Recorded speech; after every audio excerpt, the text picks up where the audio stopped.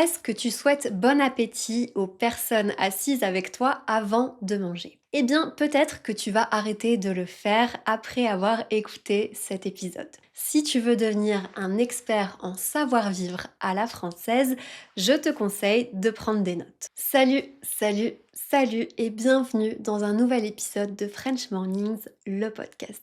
Je suis Elisa et sur ce podcast, je t'aide à progresser en français grâce à des conversations naturelles avec des invités passionnants. Dans l'épisode d'aujourd'hui, j'ai eu le privilège de recevoir Jérémy Com, qui est un expert en savoir-vivre à la française. Il va te donner de nombreux conseils pour savoir tout ce qui est important pour aller au restaurant chic en France, mais surtout, il va nous expliquer d'où viennent toutes ces règles parfois un peu étranges du savoir-vivre à la française. Pourquoi est-ce qu'il ne faut pas mettre ses coudes sur la table quand on mange? Bonne question. Attention, la conversation que tu vas entendre est en français à vitesse réelle. On ne s'arrête pas pour expliquer certains mots et je trouve que Jérémy parle même un peu rapidement. Si tu veux mieux la suivre, je te conseille de télécharger gratuitement le PDF qui contient la transcription, le vocabulaire avancé et même un quiz de compréhension avant d'écouter l'épisode. Tu peux retrouver ce PDF en cliquant sur le lien en description. Et si tu veux progresser rapidement en français avec des cours à ton niveau et de manière structurée, tu peux retrouver tous mes cours de français de niveau débutant à avancé sur mon site internet frenchmornings.com. Et je te souhaite une très bonne écoute. Bonjour Jérémy Com. Bonjour. Merci beaucoup d'être ici. C'est très sympa de m'inviter surtout. Aujourd'hui, on va parler de savoir-vivre à la française et vous êtes un expert en la matière. On le dit. Est-ce que vous pouvez vous présenter et expliquer justement en quoi ça consiste comme métier? Oui, très bien. Donc moi, je m'appelle Jérémy Com. Je suis devenu l'expert en savoir-vivre et bonne manière à la française. Ça consiste à quoi? Ça consiste à expliquer aux autres que si jamais il y a des codes, c'est pas juste un truc de vieille personne autour d'une tasse de thé, ou c'est pas l'histoire de nos arrière-grands-parents ou de Louis XIV. Pourquoi il y a des codes? Parce que ça permet, vous et moi par exemple, on n'a pas la même éducation, pas la même religion, pas le même âge, et on va vivre un moment partagé tous les deux.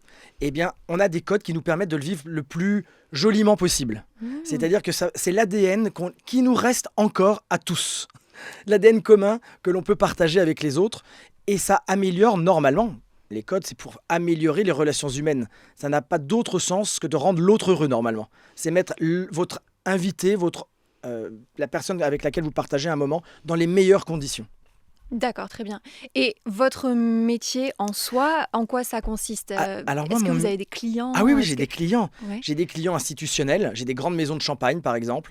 Je forme leurs commerciaux, les vendeurs, mais aussi pour des cabinets d'avocats qui m'invitent pour expliquer l'art de la table à la française à des clients. Des grandes boutiques de l'avenue Montaigne me font venir soit pour leur personnel, soit aussi pour leurs meilleures clientes. Et on partage un moment de convivialité, ce qui leur permet, pour certaines maisons, je pense, qui ont des arts de la table, de justement présenter leur collection. Et en même temps, leurs clients ou leurs clientes apprennent justement pourquoi la serviette se met dans l'assiette au déjeuner et pourquoi elle se met à gauche le soir pour le dîner. Ah, ça, je savais pas non plus, par exemple. Je peux vous l'expliquer si vous voulez.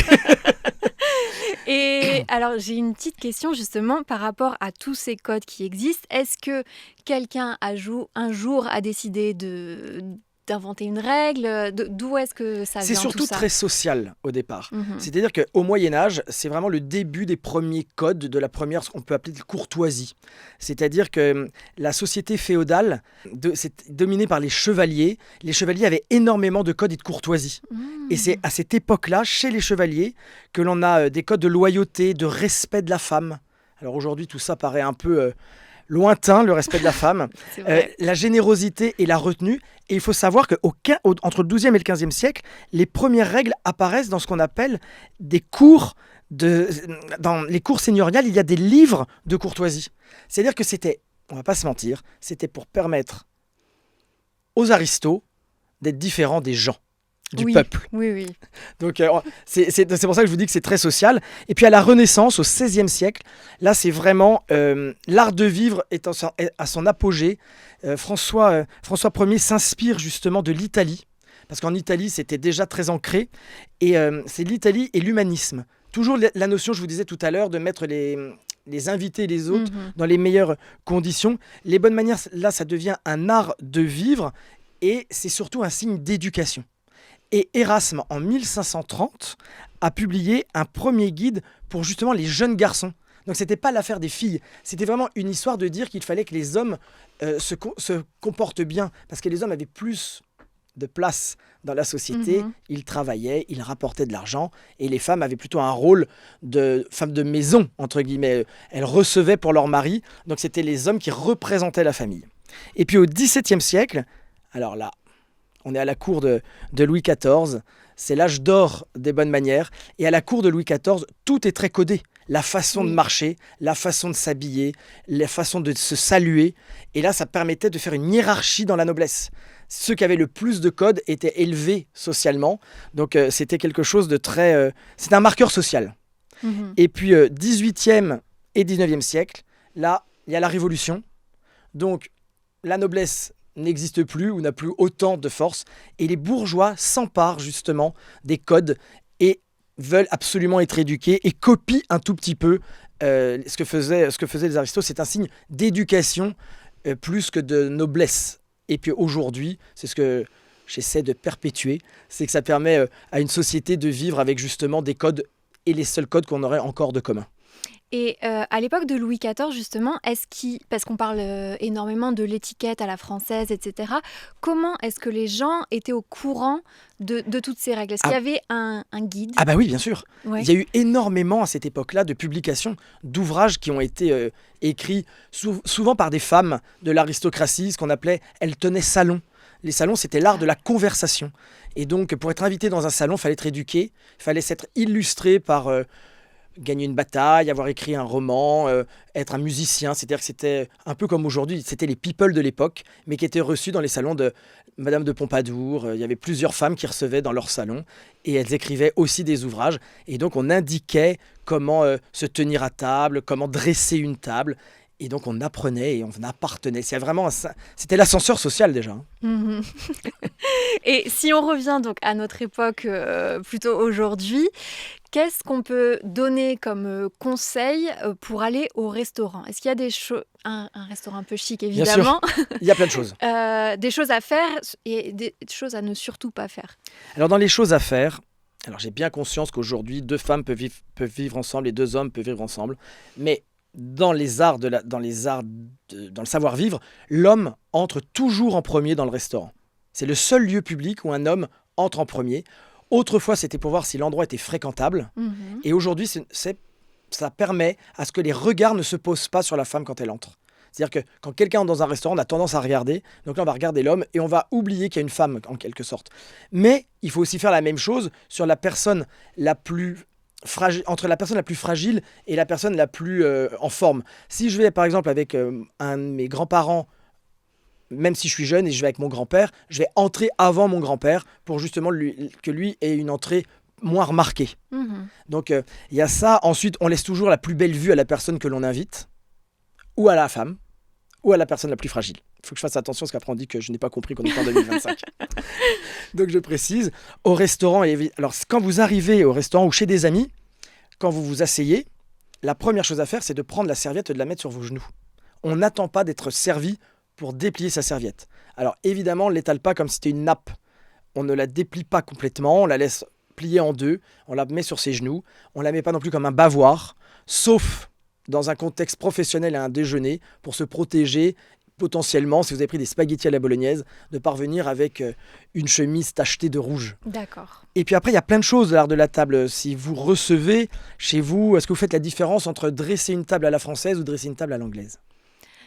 Moi, j'ai des gros problèmes avec la droite et la gauche, donc honnêtement, j'ai toujours inversé la place de Pourtant, la il faut le fourchette. savoir, chère madame, quand on vote, de ne pas se tromper. Oui, non. Quand on dresse une table, on dit à la française ou à l'anglaise, ça dépend du sens des couverts. Si les dents de la fourchette sont sur la table, vous avez dressé à l'anglaise. Mhm. Si vous avez dressé à la française. D'accord. Si les dents regardent vers le ciel, c'est à l'anglaise. Pourquoi? Parce que chez les aristocrates, quand on faisait taper notre argenterie, on mettait le sceau de la famille au bas du manche de la fourchette. Mhm. Et donc, à la française, on le met de telle sorte que les dents soient sur la table, alors qu'à l'anglaise, les dents regardent vers le haut. C'était pour crâner, hein, c'était pour montrer qu'il y avait des armoiries dans la famille. Pour qu'on voit bien les armoiries sur la fourchette, d'accord. Et donc, c'est à l'anglaise, à la française. Et puis, il y a une autre petite chose, une astuce. Quand vous recevez chez vous, le verre d'eau, le verre à eau, doit être rempli avant que vos invités ne passent à table. Ah. Pourquoi ? Je sais pas. Parce que si quelqu'un a un médicament à prendre, il pourra le prendre en toute discrétion et le sujet de sa maladie ne deviendra pas un sujet de conversation. Super intéressant. C'est toujours pour mettre les autres dans les meilleures conditions. Après, il y a l'ordre des verres. Le petit, quand on regarde son assiette, le petit, le moyen et le grand. Le petit pour le vin numéro 1, le second pour le vin numéro 2 et le verre à eau, le grand verre, c'est pour l'eau. Ça, donc, c'est 3 verres. 3 verres. Si vous ne mettez que 2 verres, ça indique à vos invités qu'il n'y aura qu'une sorte de vin. Parce que normalement, on ne sert pas les différents vins dans le même verre. Mais ça se complique. Je vous ai dit petit, moyen et grand quand on regarde son assiette. Mais si on met une timbale, c'est-à-dire un verre sans pied, c'est la mode. Pour l'eau, vous mettrez 2 verres à pied et la timbale ira à droite. Mais si vous ne mettez qu'un seul verre à pied, la timbale reprend sa place de verre à eau à gauche. Et pourquoi ? Pourquoi ? Parce que on considère que l'eau...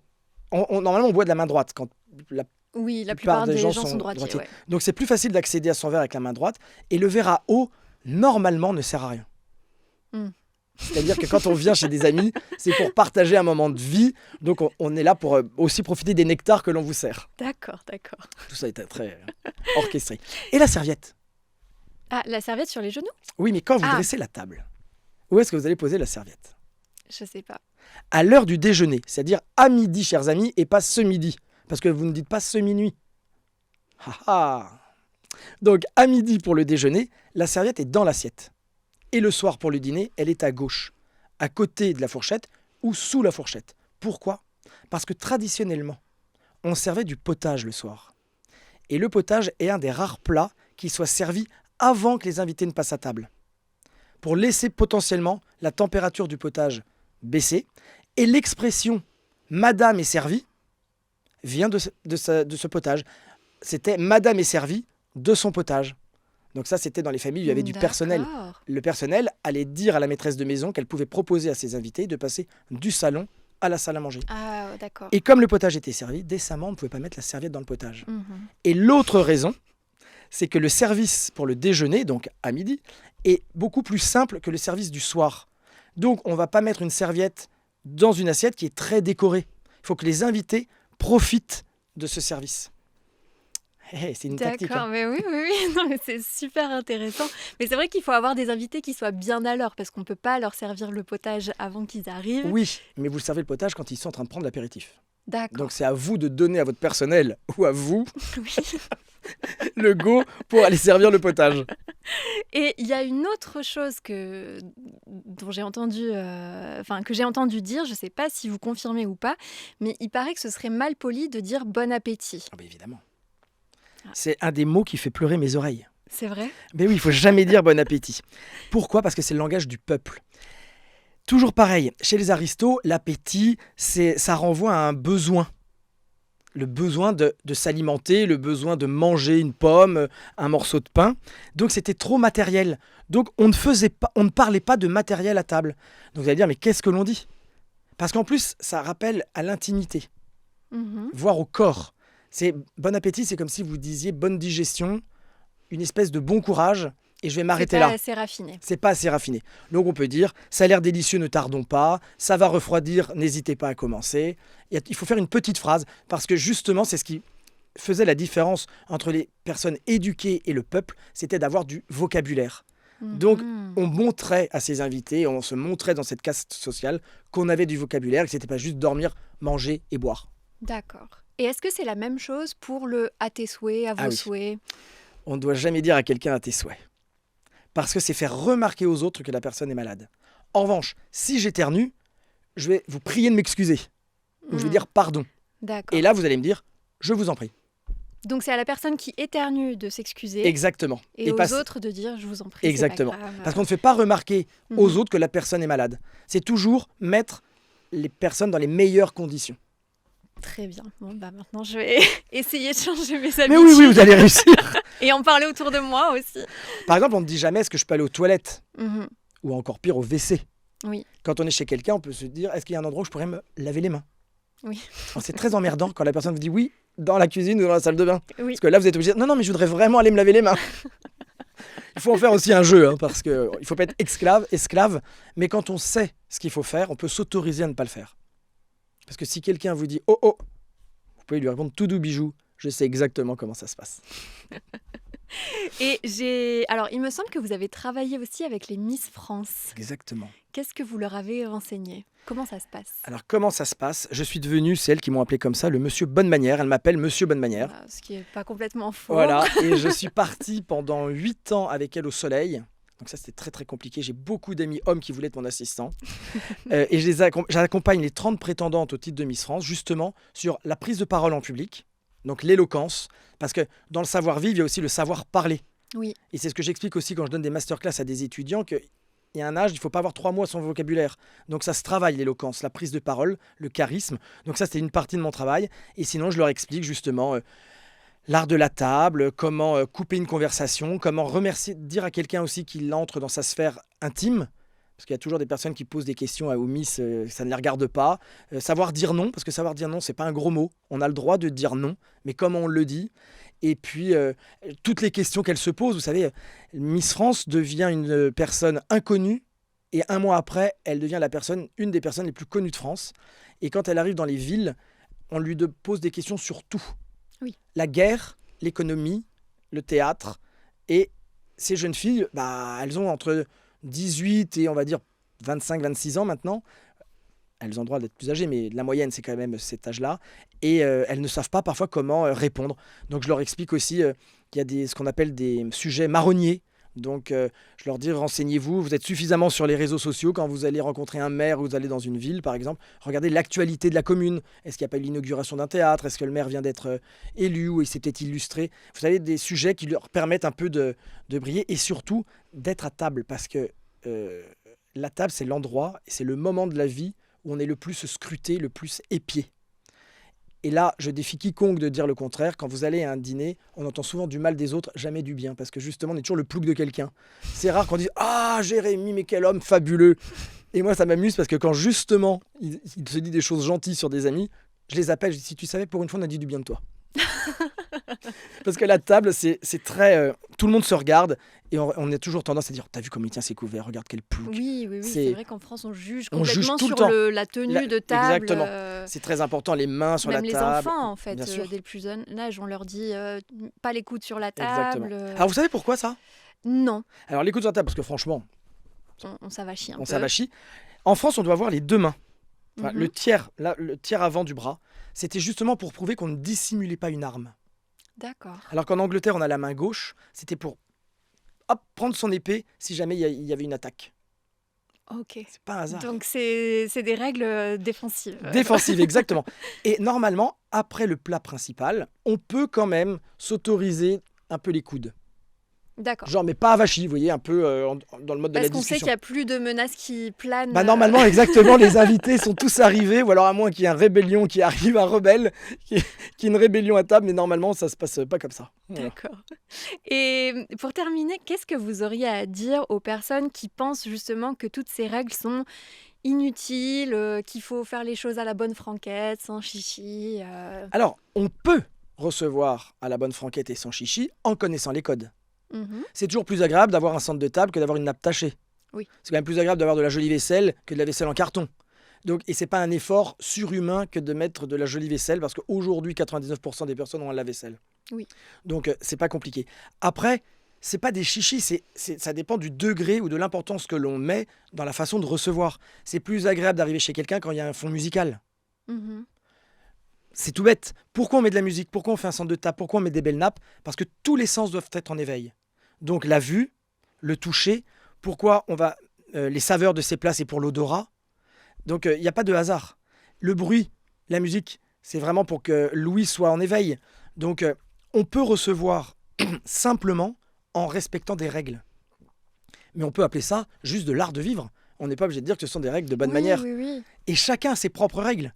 Moi, il y a des moments, je vais chez des amis, leur table, elle est très jolie, mais elle ne correspond pas à ce que moi, j'ai comme critère de beauté. La mienne, elle serait plus chargée. Il y a des personnes qui vont préférer recevoir avec des tables beaucoup plus, sobres.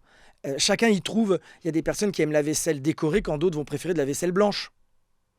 Et moi, je trouve que la vaisselle blanche, c'est pour le déjeuner en famille. Donc chacun il met le curseur qu'il veut, mais globalement, c'est quand même plus agréable d'avoir un plat plutôt qu'une casserole ou une poêle qui arrive sur la table. Oui. En même temps, je ne vais pas juger ceux qui le font comme ça, parce que on en fait ce qu'on veut de ces codes-là. D'accord. Il y a une expression que j'aime beaucoup, c'est un auteur qui l'a donnée, et elle a été reprise par Coco Chanel pendant des années. La première impression est la bonne, surtout si elle est mauvaise. Vous avez 3 heures. Et c'est vrai, la première impression est la bonne, surtout si elle est mauvaise. Si vous me trouvez insupportable, dans 10 ans, vous vous souviendrez que je suis insupportable. Si vous m'avez trouvé sympa, malheureusement, dans 3 ans, vous vous direz « Ah oui, il devait être sympa ». Vous aurez moins de certitude.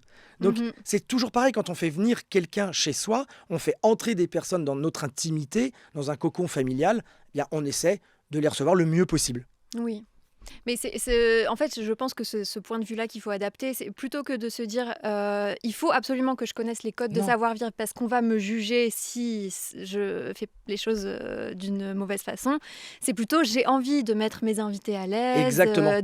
d'avoir une conversation intéressante avec eux. Moi, j'ai des amis vraiment de tout horizon, et donc ils ne reçoivent pas pour la moitié comme moi je reçois ou comme certains de mes amis. Et pour autant, jamais je me dis quand je vais dîner chez eux, oh merde, faut que j'y aille, ou ah, les couverts vont être moches. C'est l'ambiance de la soirée qui fait qu'un dîner est réussi ou pas. Oui. Et après, l'importance qu'on attache au décorum, chacun est libre de le faire ou pas. C'est très personnel. Pour terminer, j'ai 2 petites questions. La première, c'est est-ce que vous avez un mot ou une expression préférée en français ? Oh, j'en ai plusieurs. Ça peut être plusieurs. Ouais. Hein. J'aime bien dire à des personnes, je ne veux pas faire de vous un prix Nobel. Je le fais avec humour, ça dépend comment c'est pris. Je dis souvent que la première impression est la bonne, surtout si elle est mauvaise. Moi aussi, j'ai repris cette expression-là. Et il y a un mot auquel je suis très attaché, c'est le mot « en revanche ». Parce que tout le monde dit « par contre ». Oui, c'est vrai. Et ça fait partie de ces mots qui font pleurer mes oreilles. Donc ce ne sont pas vraiment des expressions, mais ce sont les mots sur lesquels moi j'attache une importance. Et puis, je vous l'ai dit, il y a les mots qui font pleurer mes oreilles. Hein. Bon appétit, à vos souhaits, ravi, enchanté, au plaisir. Ça, c'est abominable. Même enchanté ? Ah, mais il n'y a que les fées qui sont enchantées. Et qu'est-ce qu'on peut dire On alors ? est enchanté d'avoir fait la connaissance de quelqu'un. Oui. On est enchanté de rencontrer quelqu'un. Mais on n'est pas juste enchanté. Enchanté de quoi ? Donc, toujours dire Exactement. enchanté de faire votre connaissance. Exactement. C'est comme au plaisir. Au plaisir de quoi ? Au plaisir d'avoir passé ce moment avec vous. Non, on va apprendre beaucoup de choses. Hein. Et la dernière question, est-ce que vous avez une recommandation culturelle, que ce soit un film, une chanson, un livre, un artiste, à partager pour les auditeurs qui apprennent le français ? Alors moi, je trouve que les textes de Grand Corps Malade sont incroyables. Mhm. De Vianney aussi, le Mhm. chanteur Vianney. Après, moi, j'ai un coup de cœur, mais ça, toute la nouvelle génération ne connaît pas Larousseau, mais Ah, je moi, suis un fan de Larousseau. J'adore, moi aussi. Tu oublieras, ne m'oublie pas Larousseau. Il y a peut-être 2-3 chansons, donc... Et j'aime beaucoup Iggy Pop, c'est 2 salles, 2 ambiances, mais parce que je trouve que c'est la vie, ça, il faut savoir partager. Et puis j'ai 2 livres, alors qui sont pas non plus des livres pour des prix Nobel, mais que j'aime beaucoup. C'est Le livre de ma mère d'Albert Cohen, où je sais pas si vous connaissez cet auteur et ce livre. Le livre de ma mère, c'est Albert Cohen, justement, a pris l'ascenseur social. Il est d'un milieu assez simple, il est juif, et il devient dentiste. Et donc il accède à une vie sociale un peu bourgeoise. Et quand sa mère vient le visiter, il a honte de sa mère. Donc il la laisse parfois seule chez lui alors qu'elle est là très peu de temps pour aller à un dîner. Et une fois que sa mère s'envole, il regrette justement, il se dit qu'il a vraiment été bête. Et puis dans un tout autre registre, j'aime beaucoup, et je l'ai toujours après de moi, c'est L'écume des jours de Boris Vian. Ah, J'aime la folie de ce livre. Moi aussi. Et j'en avais fait un exposé, je me souviens, quand j'étais en première, en français, j'avais eu 18, donc c'est peut-être pour ça aussi que j'ai gardé un très bon souvenir de L'écume des jours. Oui, L'écume des jours, c'est pas accessible aux débutants, mais c'est un livre magnifique. Moi, je le trouve passionnant. Plein de poésie. Plein de poésie, il permet de s'évader, il permet de... Il est triste en même temps, il y a une certaine nostalgie dans ce livre, mais la légèreté et surtout la finesse de l'écriture de Vian, je trouve particulièrement dans L'écume des jours, est un cadeau que vous pouvez faire à vos enfants ou à vos petits-enfants, parce que ça peut être très apprécié à l'occasion des fêtes de Noël. Eh ben, je vous remercie beaucoup. C'est moi qui vous remercie, c'était un chouette moment, merci beaucoup. C'était un très bon moment, merci beaucoup. Merci, à bientôt.